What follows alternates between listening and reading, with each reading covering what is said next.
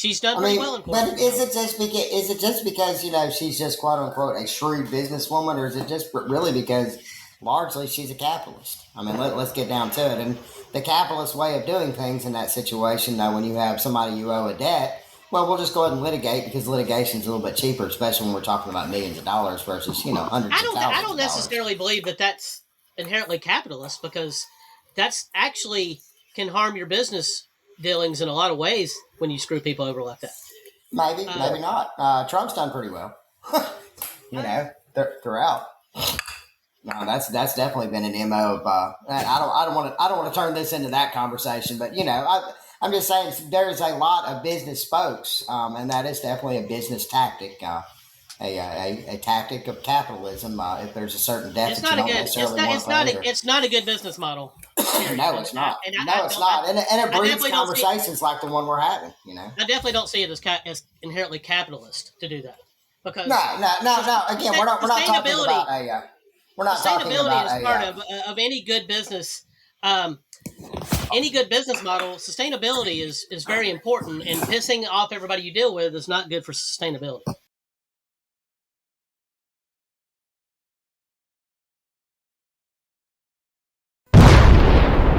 Balls Out Podcast. There's no way we can cover every story, but there is so many of them. I mean, just the Carmine Appice, or whatever he goes by, a piece.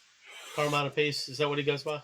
I've heard both Appice and Appice, so I'm gonna go with Appice because his brother was the drummer for Dio, and his name was Appice too. True. I think that somebody said that it's actually pronounced a peach. I believe that. It's Italian. It's Italian. But anyway, yeah, he's got interesting stories about her, and basically he ironed everything out with her when he come in. He's like, okay, so I sell my own merch. People know who I am. Yeah, she said, I know it. That's why I know who you are. So yeah, no problem. Sell my own merch. I during the day I do drum clinics sometimes, and I'm going to try to set them up in the towns that we're going into. This is the Bark at the Moon tour. And about 2 weeks in, he was grabbing a couple newspaper clippings about his drum workshops or whatever, and she got pissed about it. She was like, all media needs to be focused at Ozzy, not separate members. Well, that's sad because it didn't take much. What's that? She fired him. She just basically said, you're out. And he's like, I got a fucking contract. We discussed all this. And she said, you know what you need to do then? Take me to court. Good luck. Nobody ever beats me in court. Well, he didn't even bother taking her to court because. I always found it interesting him being the drummer on Bark at the Moon, and they showed a real good picture.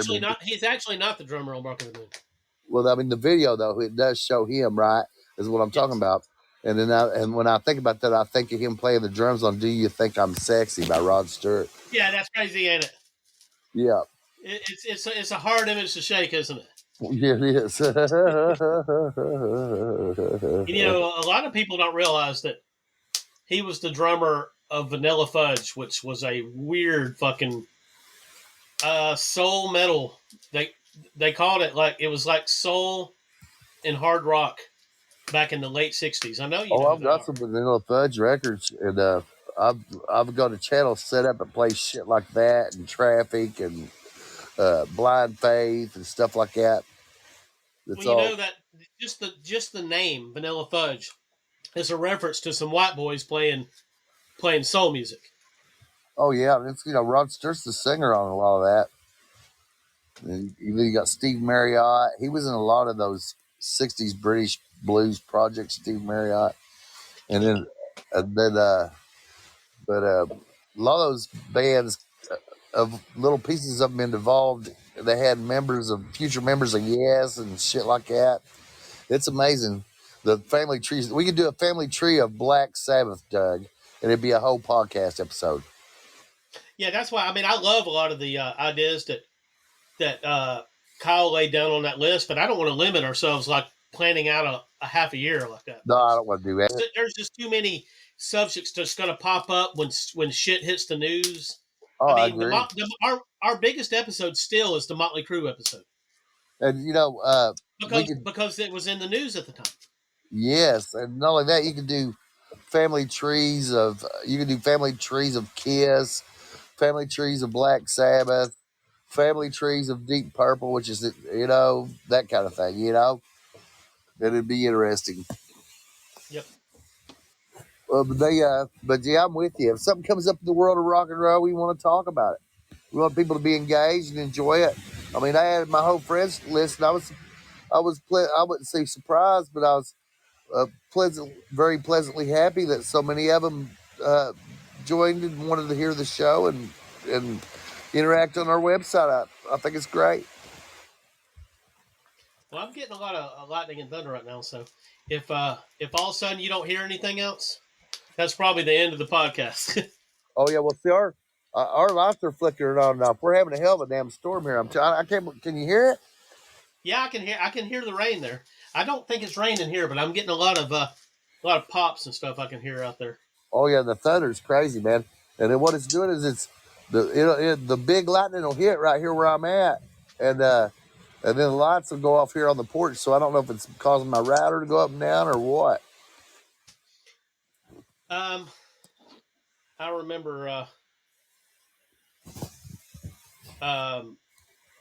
What was I going to say? Oh yeah, you know what thunder is, right? I mean, I guess, but I'm willing to listen to you.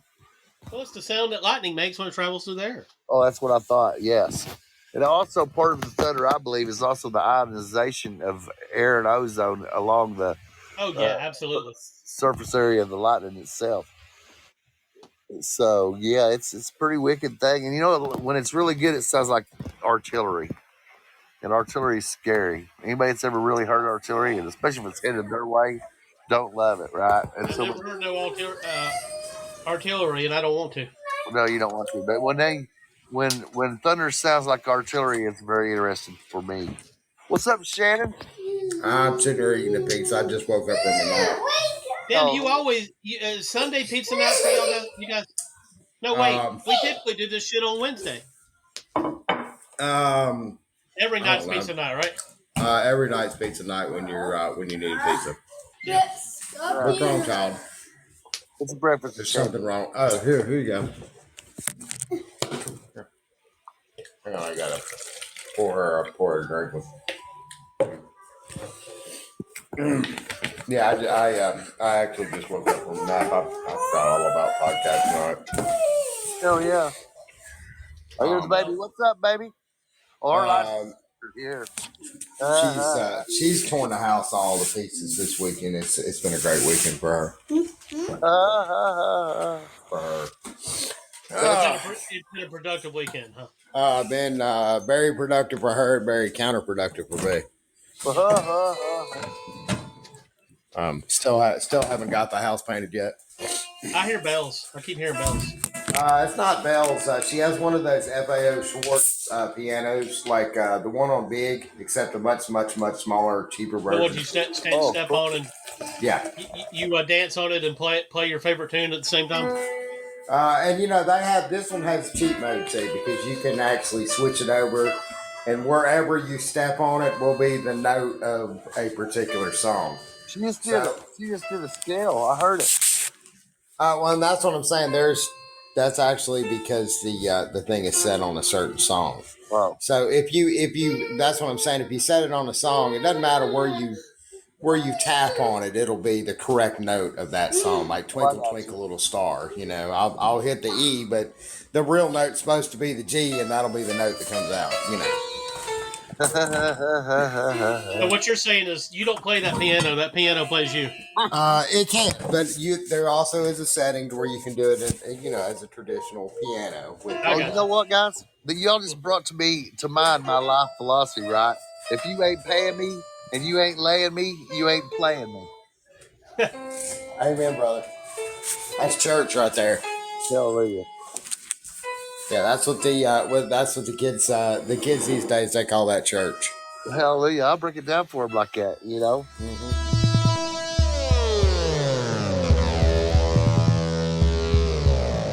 Everybody grab your balls. It's the Balls Out podcast. Make sure to give us a thumbs up, comment, share and subscribe so that you can help this podcast grow. If I do, because somebody broke it down for me and they helped me in my life. What are we chit chatting about tonight? Sharon Osbourne. Let's talk about some Sharon Osbourne. What a cunt. Okay, so I got to see how you guys are going. Now, can I? First off, you have to realize we're poking a very, very extremely mighty bear here. Is there anything that we say on this podcast that could come back and haunt us in court with Sharon Osbourne sitting across the room? She wouldn't bother taking us to court, but she might send somebody to break an arm or something. Yo, buddy, she petty as fuck now. So we got to say she is the queen of rock and roll petty. I really looking through because when we first started talking about this, I naturally went on the internet and started doing some more research about Sharon Osbourne, and man, there were so many like high profile, really big deal beefs that she's had over the years that I knew nothing about. Of course, I've heard about Bruce Dickinson. That story's been floating around for many, many, many years, but God, the list just goes on and on with her. She cracks me up with like saying on the Bruce Dickinson thing, she's like, he's just jealous of Ozzy because he's a nobody, and shit. And I'm like, Bruce Dickinson don't give a fuck about that shit. And I mean, their audience, there is a little bit of an overlap between their two audiences, but I really think that there's you have to be much more of a fan of metal proper.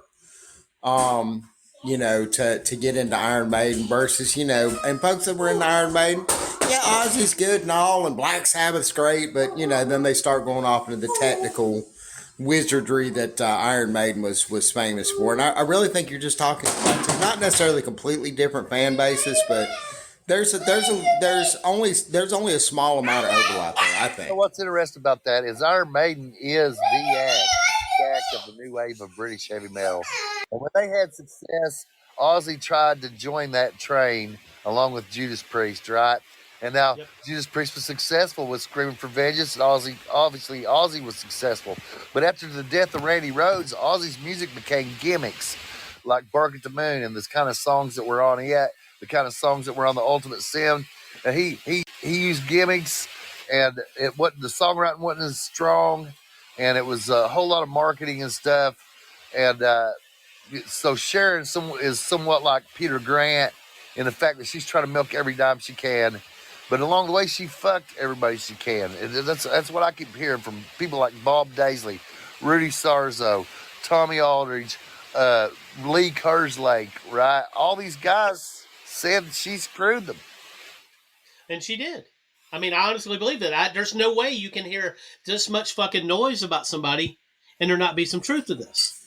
Oh, yeah, and it's really disappointing for me as a fan of Randy Rhoads and Ozzy Osbourne. The first two solo albums of Ozzy to me are masterpieces, right? And they tried to take the credit for who actually played from them away. Like, in other words, I'm sitting here for 20 years thinking that Rudy Sarzo and Tommy Aldridge are the rhythm section on Diary of a Madman. It turns out it's Lee Kerslake and Bob Daisley, but she don't want to pay him. And then it goes deeper than that. She reissues the albums, which are like sacrosanct heavy metal masterpieces, right? With Mike Borden and Mike Trujillo drums and bass. Yeah, I remember that. Right? And then she fixed it, though, I think. Yeah, they did fix it. Yeah, because people were raised in fucking hell. Yeah, that's ridiculous, man. Ridiculous. Just so you can cut them out of a few shillings. You know what I'm saying? Here's the ironic thing about when we even just bring up Sharon Osbourne is that there probably would have never been this third and bizarre fourth act, with their television show that they had with the family there. If it hadn't been for Sharon coming in and really kind of saving Ozzy's life, Ozzy would have been dead long before. You know what? Now. You just stole my thunder because I was going to jump right into that. And isn't that so ironic that is? I mean, you can't have with Sharon Osbourne. You have this, actually, if you want to really get down to it, the most successful part of Ozzy's career as far as the money went. I mean, he was making a little bit of money with Black Sabbath, but boy, not even close to the money that she was able to turn out. Without her. Well, it was definitely self-serving. Oh yeah, no two ways around about it. But I don't know. I mean, she's been with the guy for this long, and I do want to say that there is some genuine amount of love that she has for her husband there. But it was But definitely a cash cow situation. but Without Don Arden, altruism is definitely not one of her strong suits. Let's get without that Don straight now. Arden though, without Don Arden, her dad, Yeah, Blizzard of Oz does not get made, right? yeah. Right? There would have been no support for Ozzy, his drunk ass beside the thing. Somebody had to bankroll the making of Blizzard of Oz, the masterpiece that is Blizzard of Oz. And because of the fact that it was great, despite Ozzy Osbourne, right? Then he had a career. And so without Sharon, I don't believe he does nothing. I have to say that. I will say this. Without Sharon, he's dead. I mean, I'm sorry. The rate he was going, there's no way he would have made it through the 80s. Yeah, no way. he would have died sometime in 80 or 81 Yeah. without Sharon popping in. Yeah. Okay, but I will say this. Him going to the record company and biting the head off the fucking dove. Not a bat, but a dove when he was in a meeting and they've got pictures of it. Yeah. That right there is what really that you cannot buy publicity like that because somebody got a picture of it as it was happening and that shit made the fucking front page of a bunch of newspapers. Oh, yeah. Well, a bunch of definitely a bunch of rock magazines, and some actual newspapers. And not only that, but you're talking about the very, very, very, very, very beginning of the satanic panic that happened in the 80s on into the 90s with the evangelical, right here in America. Mm-hmm. Yeah, Ozzy was. He wasn't Ozzy- coherent enough in the early 80s to actually really work. Well, they were on him hard because I seen the Diary Man tour in Huntington, West Virginia, and they protested the show outside. And there was a guy running around in an African witch doctor's suit with fringes hanging off his arm. It was Ozzy, wasn't it? Yeah, and he had a sign that said "Have a nice day." And they interviewed him on the news, and it turned out it was Ozzy. He joined the protesters against himself. He did.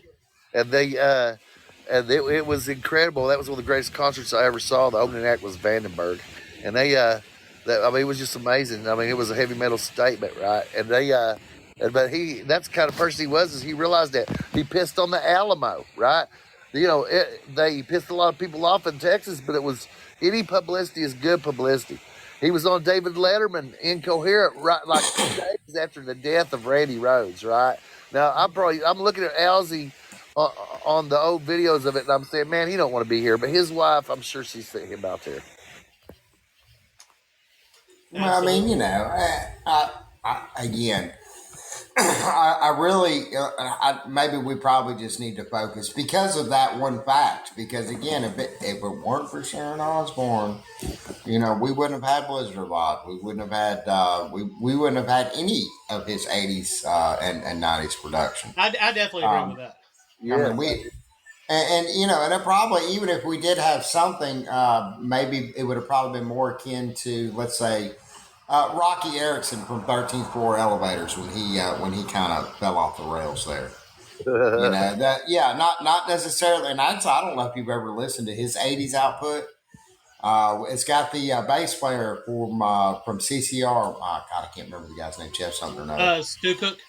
Yeah, Stu Cook. Stu Cook actually plays bass on it and helps him out with a lot of the production because he wasn't doing so good mentally then. And man, those records fucking kick ass. Which one? Two-Headed Dog. Check that one out sometime. Oh yeah, that's a good. I will say this: as far as Ozzy goes, and this is something I've always heard.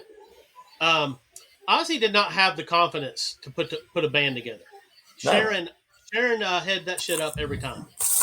Well, the luck that he had in finding Randy Rhoads, right? But that was Sharon too. Yeah, I mean, just saying the fact, that this guy. She actually sent people out into the LA scene to take a look and see what was available. Then she knew the name was going to be big enough to attract the best that LA had to offer of the bands that quite right was signed, but they weren't making any money. Not yet. And the thing about it is it was totally innovative for the day, right? If you now, metal, there's so many different subgenres and stuff. Nothing's really too mind blowing, but I mean, Diary of a Madman is like the Van Halen 1 of metal. You know what I'm trying to say? Yeah, it's an awesome album.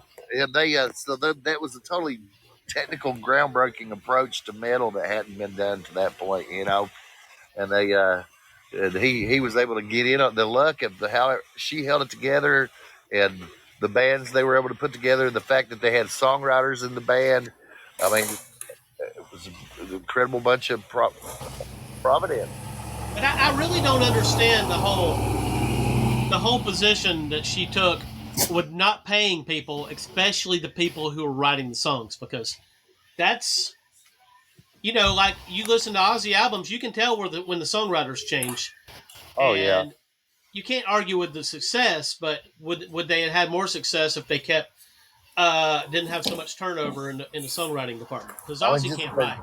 If they'd have just kept Bob Daisley, for all of it, they'd have been fine, They, Well, if you're also and look at it from, I guess maybe more from a tactical standpoint, if you're constantly shaking up the lineup, nobody ever feels like their position is safe, and that way they never really get any kind of ego about things. You know what I'm saying? Everybody's full and well. Everybody's full and well in charge, just like that show, The Apprentice, the one that Trump did. Everybody's constantly, every single twist and turn, every single decision, every conversation, that everybody's kind of looking over their shoulder, knowing that the axe is going to come at any point in time. It's just a matter of when. When you work with someone as volatile as Sharon Osbourne. Imagine if you're Jakey Lee. So what's everybody's? He's got Sharon Osbourne stories as well. Oh, that's what I'm saying. So you're Jakey Lee. Not only do you have to follow up Randy Rhoads, but you got a criminal you have to do business with, right? Are we going ahead and calling Sharon a criminal? If you don't honor contracts, what do you call it? I mean, there's quite a few folks that would definitely agree with that statement. I mean, or maybe not necessarily an outright criminal, but someone of definitely of a criminal mind. Definitely the target of a lot of civil issues, and she's been in court a lot.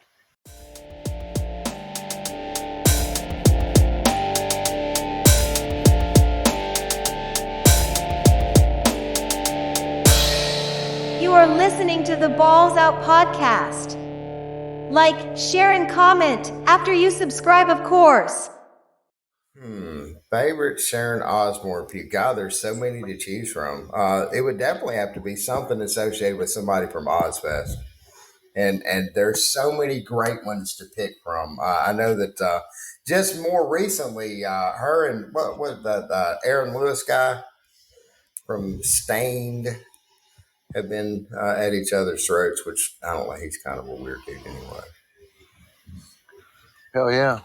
Now, for me, like I mentioned before, the fact that she stiffed the guys on Diary and Blizzard and didn't want to pay them and brought new guys in to record whole new releases of the albums and drew the ire and the horror of her fans as well as screwing them guys over. I think that's as bold as it gets, guys.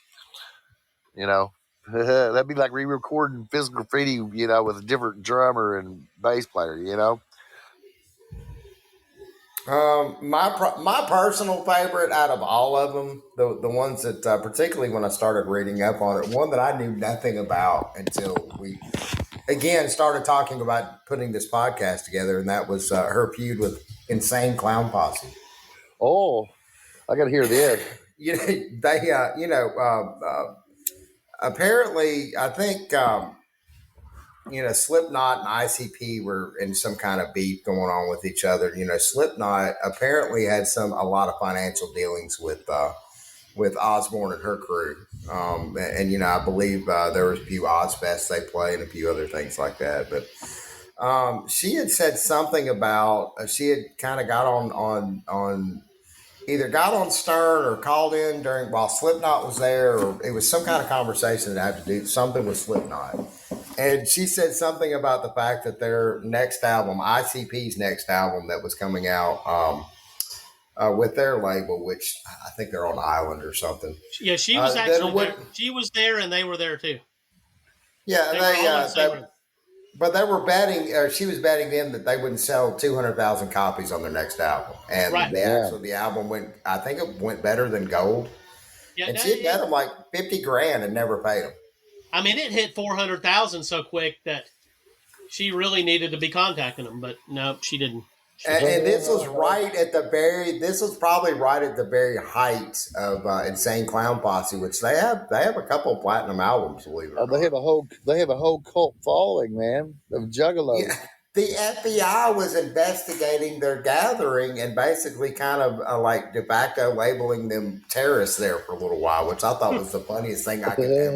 That was one of the funniest rock and roll stories. I mean, it was definitely up there with. They talk some shit about country people. They have a song, Let's Go Chicken Hunting, where they're talking about running around killing rednecks. Obviously, they don't know nothing. This ain't Detroit. If you run around here in Appalachia and you start killing rednecks, you ain't going to live long. And not only that, you're going to come after your whole family, right? They don't understand how we get down in Appalachia. They never seen next to kin, evidently, right? All right, so we see what's going on now. You're on Sharon's side on this one, aren't you, Robert? No, I don't dig her at all, but I got to respect the fact that she made him a whole lot of money, you know? Yeah, that's a true story. Well, but she made him a whole lot of money, but she owes $50,000 of it to Insane Clown Posse, is where I'm at. And has never paid it and has never mentioned it again. No, I mean, I'm sure that it's been mentioned to her on quite a few occasions, and that's usually when she looks over at her producer, they cut the cameras off, there's an angry conversation, and nobody airs that interview. The last that I heard out of them, they were just saying, look, we know she's probably never going to give us this money, but we're challenging her to do the right thing and at least donate it to charity. They named several charities. March of Dimes, something like that, you know. You're right. She should live up to her word, to show us that we're wrong here on the podcast, that she truly is altruistic and humanist, and that she wants to donate the $50,000 she owes Insane Clown Posse to St. Jude's Children's Hospital. How about that one? Something. Yeah. It's not going to happen. It's never going to happen. Matter of fact, if you were able to talk to Sharon about it now, she'd probably convince you that the conversation never happened, even if you've seen it. Now, what if we had a modern, like, Jerry Lewis telethon, right? You know, would you invite Sharon and Ozzy on to the telethon? Ozzy would be funny. Ozzy would be hilarious, but the problem is you can't have one without the other. Right. It's like she's got such a tight grip on him right now, he can't even take a fart without her standing outside the door. But he probably needs her help getting around. I mean, just the fact that he's so feeble, though, you know? So who makes it last, him or Keith Richards? Who lives the longest? Keith is still driving himself, dude. Come on, what are you talking about? Yeah, Keith's sitting in a bar right now, eyeing the girl at the end of it, and she's definitely thinking about it because he's fucking Keith Richards, and who wouldn't fuck Keith Richards? Shannon, was it you that told me that him and Mick Jagger go to South America every year and get their blood changed up? Yes. And I can't remember where I got that story, and it may have been him. It may have been the two of them and one of the other members at that time, like Ronnie Wood or somebody. I can't remember, and I don't know if that's still something that they do, but they're both still alive and performing. So, I mean, there's got to be something to it because you know how many drugs they did. Both of them did enough drugs just in like a 5-year span at the end of the 60s, early 70s to probably, that would have fueled at least like 4 rehabs worth of drug addicts. The amount of drugs that went on there. I have no doubt. You know, one of the things about being poor is you have to do a lot of hustling to really do all the drugs as possible. You know what I'm saying? Oh yeah. You got to cut out. Yeah, and then you got to go cut off catalytic converters and pull the air conditioning units off the houses. Yeah, it's. I'm talking about we lost you guys. So, what's your favorite Sharon story, Robert? That was it. The fact that she screwed Bob Daisley, Lee's Kerslake, and even made a new record. You know, it's unbelievable to me. You know. Did y'all hear about the Vince Neil had some shit to say about Sharon? Did anybody hear about that? Oh yeah, we actually posted that on the podcast. Yeah, I think we chitter-chatted about that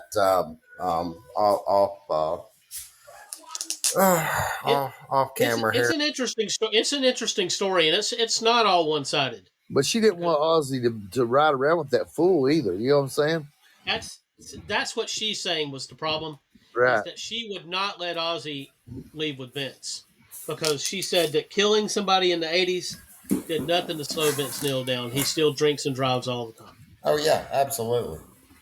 And so She said this on a radio show, and I swear to God, within 2 weeks, he got a DUI arrest.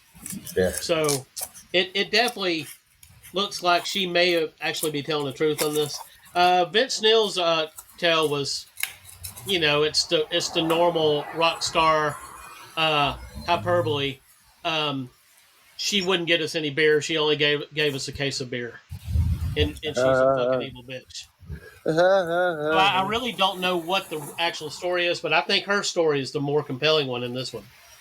Is that his issue with me is that I won't let Ozzy hang with him because we've got too much at stake to have it all taken down with some shit like that. So Vince Neil's only a few years older than me, maybe 3-4 years older than me, and I can imagine I would have wanted to hang with Ozzy, and I would have wanted to party down with Ozzy. I would have wanted to relive Fairies Wear Boots. You know what I'm saying?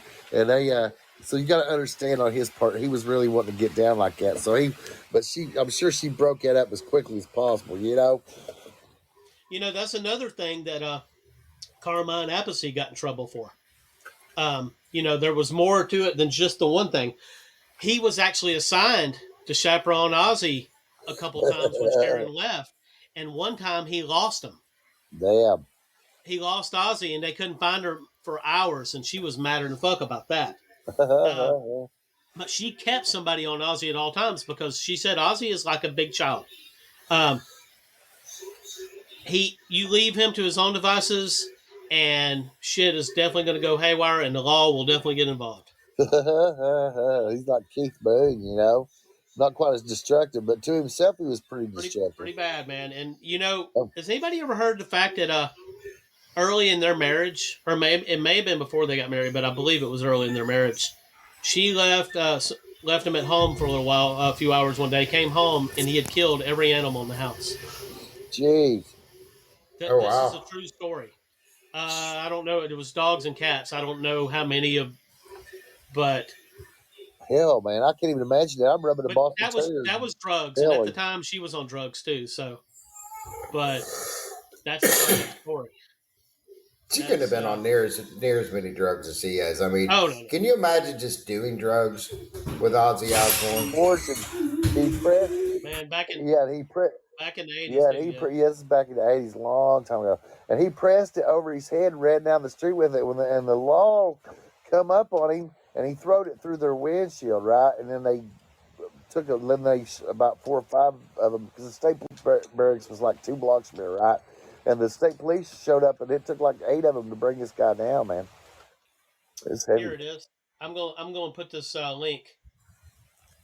Oh, he shot 17 pets.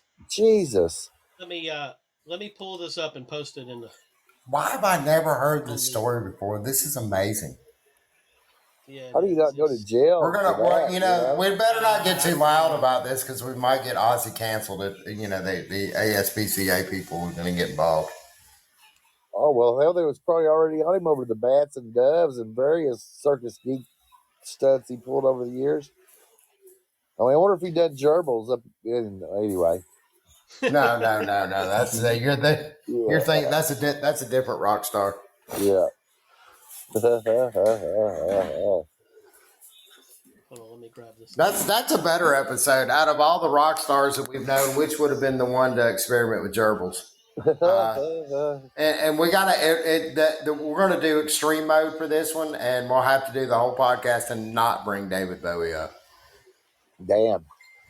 So imagine their little claws turning apart to the inside. Wouldn't that be awful? I don't even know what you. Anyway, it's be awful. No, I think you have to shave them and declaw them or something. I don't know. Oh, lazy. There's a process though. You can't just go. You just can't go get just a gerbil off the street. There has to be some prep work involved. He says there's prep work.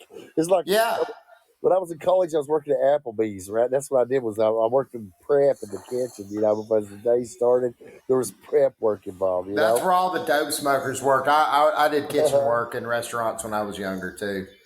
Oh yeah. Okay, so I'm getting something different. This is saying 1976, so that would have been before him and Sharon. Oh, that's Black Sabbath shit. But I heard man. Sharon talk about this, so maybe he's done this twice. Shit. One of his kids that was on the show was by his first wife. It wasn't by Sharon. I don't know which one it is. The oldest girl, maybe. Possibly. I wonder if him and Sharon actually have more of a longer history because obviously Don was their manager. Yes. Yeah, they may go back a little further, but I know when she found him when he was about dead in a hotel room. She was actually going to collect money for her dad. Damn. Ozzy owed $35,000 that he was like 5 months past paying. Damn. And of course, to make a long story short, he didn't have $35 when she found him. So her first take on it was, I'm going to shape this guy up and get him at least a tour so we can pay my dad back. Yeah. That's So crazy. that's really how it started. And then she sends Dana Strub to Los Angeles to find him a guitar player, right? And so the best thing that ever happened to him was finding Randy Rhoads. You know how he auditioned for him? All he had was a Fender Champ, right? And I can't imagine, I've got a Fender Champ. And without a pedal, I can't imagine doing metal on a Fender Champ, right? But evidently he done it, and it blew Ozzy's mind. Well, because he's Randy Rhoads. I mean, Randy Rhoads probably could have picked up a broom with 2 strings on it and made something happen with that. Oh, that guy could rock. In defense of him, though, a Les Paul, because I do it all the time, and a Fender Champ sounds phenomenal together. It sounds just like, for me, it sounds like Rocky Mountain Way, but I'm not Randy Rhoads, right? No.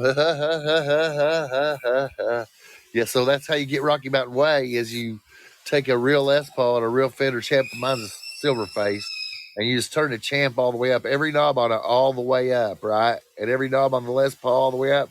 Da-da-da-da. Anyway, so Randy Rhoads is getting quiet right out of a Fender Champ, And Rocky Mountain Way. That's Joe Walsh. Joe Walsh. That's right. God, yeah. Yeah, I just told you how to get that exact tone right. So a real Les Paul, right, and a real Fender Champ, whether it's a silver face or a black face, and just turn every knob on the Fender Champ all the way up, all of them. The Eagles would have definitely had success back then, but not the success that they had. Not the success they had without Joe Walsh. You are listening to the Balls Out podcast. 您正在收听 Balls Out 播客。I think the worst one was when he fired Don Costa, who was the bass player when I joined the band. And he was only in it for maybe 3 months or something. Okay. It was we did a European tour opening for Whitesnake, and then we did some American gigs, makeup gigs that were canceled because of Randy's passing.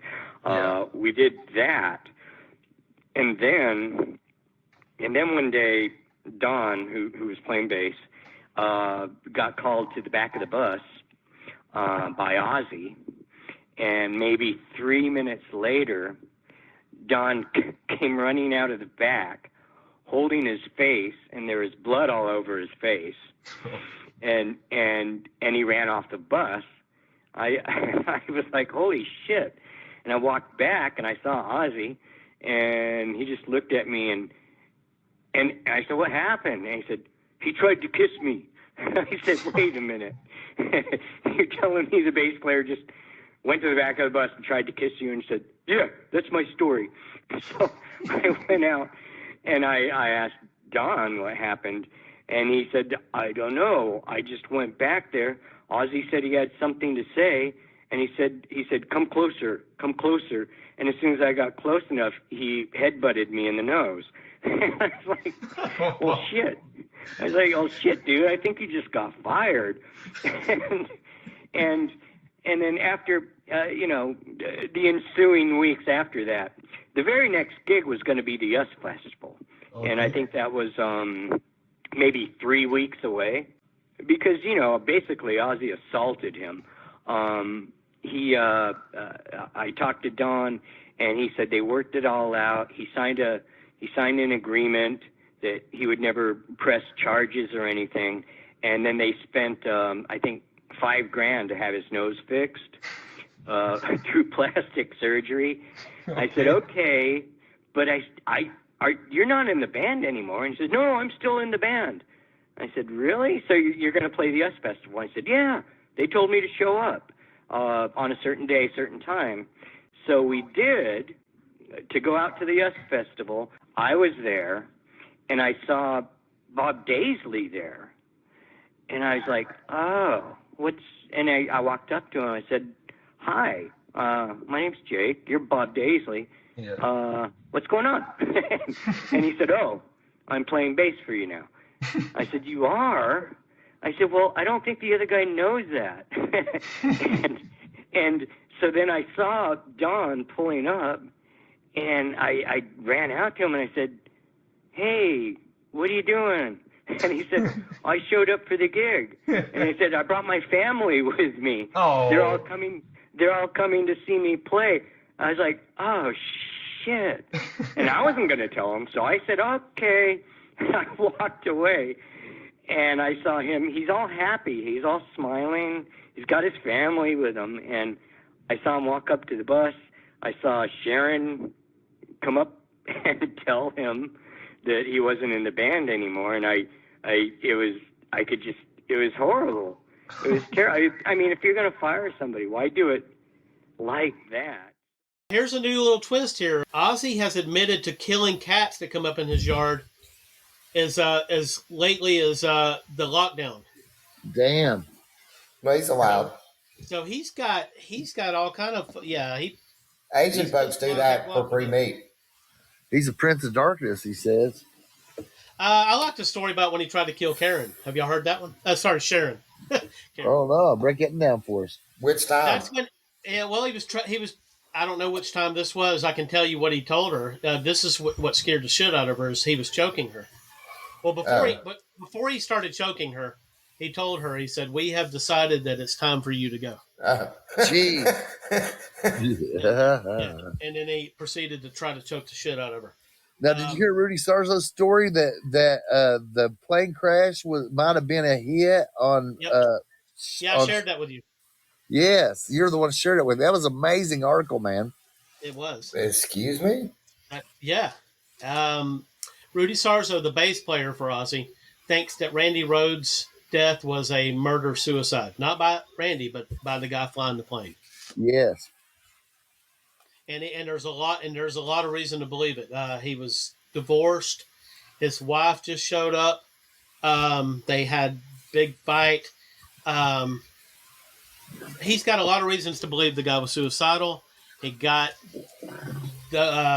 guess he wanted to bring people up in the plane with him. Maybe he thought they would talk him out of it. And Bob Daisley watched him through the cockpit. He watched him inside the cockpit, aiming for the bus. He says so. Bob Daisley told Rudy Sarzo, or not Bob Daisley, or no, it was Tom. Somebody in the band. Might have been Don Airy. No, it was Don Airy, the keyboard player, right? Sees him through the windshield bearing down on the bus. And that could have killed Ozzy, and Sharon was in that bus. Yes, that is awful, man. What a waste. I mean, That would have definitely been aimed at Sharon, though. Nobody can ever get mad at Ozzy for long. Come on now. Even if he is trying to choke you out. He is lovable. Well, the cats didn't seem to like him. Yeah, that's. Well, maybe the other person living in Ozzy's mind doesn't like that. Oh yeah. So that's right. He has a history of just killing animals, with not even batting an eye about it. But on the song Driver Man, he says specifically there's somebody else living. Of course, he didn't write it though. I'm sure. Oh, he might have. He throws lyrics in sometimes. They say. Oh yeah. Yeah. And he's talking about standing in front of the mirror and trying to figure out which one of them he is. Because where the evil lives inside of him. The problem with Ozzy is he could never write a song, but he was really good at taking somebody else's song and saying, "Hey, instead of saying this here, can we say this here?" He was pretty good at that, but they said he would try to write songs. They just wouldn't come out lyrically. They wouldn't come out to be anything you'd want to use. Yeah. What about Rock and Roll Doctor? They claim he wrote that one. Do you think he wrote Rock and Roll Doctor? I don't know. That one's been accused of being a Kiss ripoff. I actually read that the other day. I don't really hear it. But one of the first album reviews for that. What out is that? Technical Ecstasy? Yes. Yeah. One of the first album reviews called it a cheap Kiss ripoff. That's one of those songs that I have. That's Technical Ecstasy and Never Say Die are the least, obviously, like everybody else, my least listened to Ozzy Sabbath. That's the way it is for me too. I don't dig either one of them. Right? I mean, after Master Reality and Paranoid and Sabbath, Bloody Sabbath, and they were trying to change the tone or something. I don't know what they were doing, but I mean, they were never going to be a pop band. Dio was a savior. But maybe they were trying. I don't know. Dio was a savior. Dio was a savior for the band because Ozzy was shot. He was basically worthless, And then Dio comes in, a real singer, that allows them to explore songs and lyrics that they've been working on, and he polished them his way, and it was epic shit. So, I mean, the fact that Ozzy came out with something just as good, in my opinion, better than that, is a testament to the people around him, right? Absolutely. Yeah. And I mean, I guess you can give Sharon the credit. I don't know that Sharon strategically, got Randy Rhoads in and Bob Airy. I mean, whoever it was on the first album. Yes. I'm not sure that she strategically pulled them together because she knew it was I think it was luck. But she definitely is the one who put the word out and got auditions going and got him a band together. Well, see, what made Blizzard of Oz work is you had two songwriters that could get along, which was Bob Daisley and Randy Rhoads, right? Yep. And Randy Rhoads was studious. He wasn't really interested in partying. So them guys, I mean, so for Ozzy, he's like, oh, all this dude does is work. It's like a dream come true. He can hang his hat on that, That'll give you the confidence to press forward, Kind of like Paul Clay. I'm going to give him some credit. I hope Paul listens to the podcast. I certainly invited him. And Paul was a very studious player, and he liked to do the songs right and so forth like that. And it's got a certain appeal. And I think for Ozzy, he chafed under that, but then he realized he needed it, and when he got it, then it benefited him. Yep. So, what else about Sharon? What can we say about Sharon that we haven't already said? Well, I mean, there. Of course, we can always talk about the problems she's had in American television over the past few years. Let's go over that real quick because I know that there was a talk show that she was on, and she was on The View. The View, of course, is a very, very popular morning show that a lot of the politics and social issues of the days get bandied about by the people that they had there on the show. And apparently she's a hang on, I've got a request here that I've got to fill, but apparently she has made a statement that was perceived as racist on the show. Apparently, a lady by the name of Cheryl Underwood, who was on the show with her, apparently got really, really upset with something that she had to say, and the two of them, the two of them got into a little bit of a heated discussion about racism. Now she's on The View all the time. Sharon is on The View. They love her on The View. Not anymore.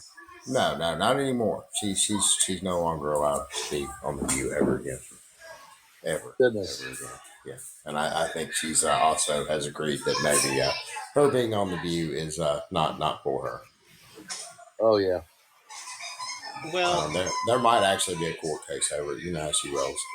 Okay, there's also a minute where she actually managed Smashing Pumpkins. Does anybody know about that? No, I never knew that. That doesn't surprise me at all.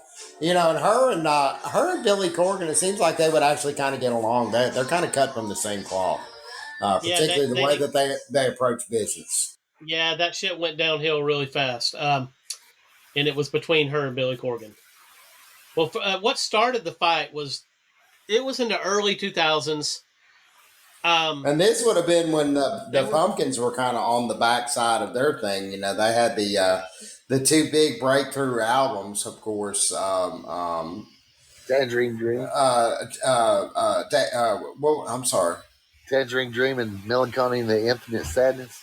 No, not Tangerine Dream. That was Tangerine Dream was a band. That was a band. They did a lot of soundtrack work. They did the soundtrack for Risky Business. Whatever album had Today was the greatest day that ever was. Because I love that song. Today is the greatest. Man, that song, that whole album, Siamese Dream is the name. Siamese Dream, that's right. I'm sorry about that. that whole album slaps. There are some really good songs on that album. A few of them that didn't even make the radio, I think, are the better tunes on there. Oh, I agree with you. And then, of course, Melancholy and the Infinite Sadness, major blockbuster double album, just giant, massive 90s bloat. And then nobody was buying no more Smashing Pumpkins after that. Album sales dropped. The public was done with them. This was the early 2000s, and she was managing them. Mm-hmm. I don't know how that arrangement happened, but here's what brought the whole thing down. It sounds like an odd story. I mean, it's not even a business thing that brought it down. Is that the Smashing Pumpkins were fixing to record a video, or were fixing to film a video. And Billy Corgan had decided he was wearing a dress in the video. You may know the video by what I'm telling you. I do not know which video this was. Is that the one? The world is a vampire. Because he's wearing a dress in that one, isn't he? Was that in the early 2000s? That was in the mid 90s. Yeah, that would have been 96 or 97. Yeah, I think it was after that. Okay. But anyway, she basically said, "No, you don't need to wear a fucking dress. That's reaching." And that's what started this fight off, and they basically got to where they would not talk. And she basically, she was on a radio show, and she said that she was quitting as the manager of the Smashing Pumpkins for health reasons. Good. And they said, "What health reasons?" She said, "Billy Corgan makes me fucking sick." Good. Her health reasons were she was going to have a sore foot after she planted it in Billy Corgan's ass. Something like that, yes. Yeah. So I don't know what all the details, but that's what I heard is that what brought their relationship down was the fact that she didn't want him to wear a dress in the video.